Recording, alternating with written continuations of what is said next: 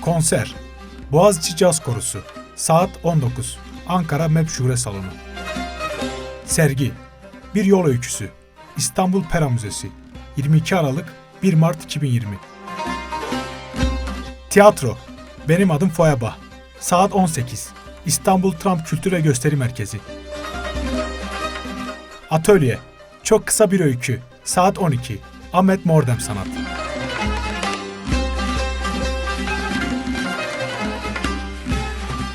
Boğaziçi Caz Korosu 22 Aralık akşamı MEP Şure Salonu'nda Ankaralı sevenleriyle buluşacak.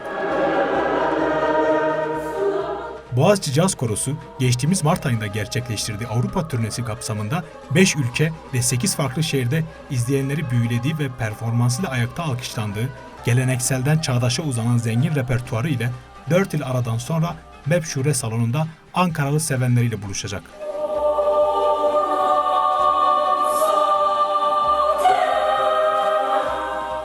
Konser 22 Aralık saat 19'da.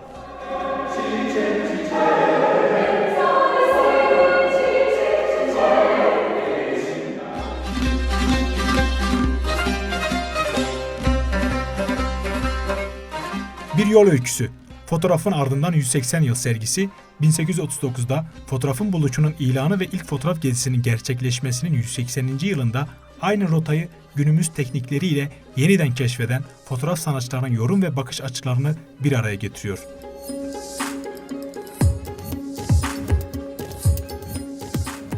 Bilinen ilk grup fotoğraf sergisi olan bu yolculuğun 180. yılında küratörlüğünü Engin Özendes'in üstlendiği sergide yer alan 10 fotoğrafçı, Coşkun Aral, Lale Per Aytek, Ali Boravalı gibi fotoğrafçıların yolculuğun duraklarına yaptıkları gezilerde çektikleri fotoğraflarla zengin tarihe sahip bu kentlere güncel bir bakışla yaklaşıyorlar. İstanbul Pera Müzesi'nde 22 Aralık'ta kapılarını ziyaretçilere açık tutacak olan sergi 1 Mart 2020'ye kadar devam edecek.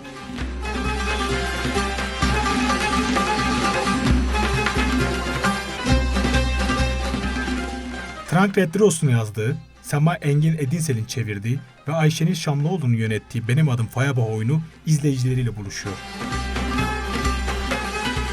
Oyuncu, oyun kişisini yaratabilmek adına kendi derinliklerine ve yaşam bilgisine doğru dalışa geçer. Bu, aynı zamanda bir yüzleşme sürecidir. Ve oyuncu bu süreç içinde belki de yaşamının sonuna kadar unutmak istedikleriyle göz göze gelmek, onları yeniden var etmeyi dilediği oyun kişisi adına kuşanmak durumundadır.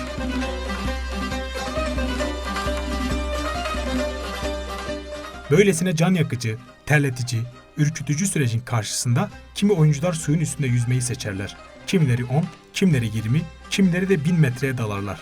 Her rol adına tekrar yaşanan bu dalışlar yıllarla birlikte çoğaldığında ne gün ne an bilinmez ama bir gün bir an vardır ki vurgun yiyebilirsiniz. Selçuk Yöntem, Toprak Can Adıgüzel, Gülçin Kültür Şahin'in sahnelediği, oyuncuların derin dünyasını çarpıcı bir dille anlatan bir oyun olan Benim Adım Foyabah, 22 Aralık saat 18'de İstanbul Trump Kültür ve Gösteri Merkezi'nde.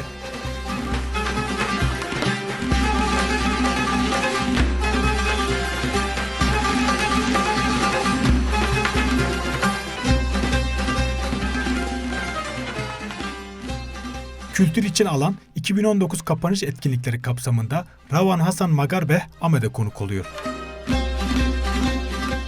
Sanatçının Çok Kısa Bir Öykü adlı animasyon filminin gösterimi ve 14-17 yaş aralığındaki gençlerle yürüttüğü bir animasyon atölyesi gerçekleşecek. Aynı zamanda Magarbeh'in çizimlerinin yer aldığı küçük bir serginin de olacağı etkinlik 22 Aralık saat 12'de Ahmet Mordem Sanat'ta.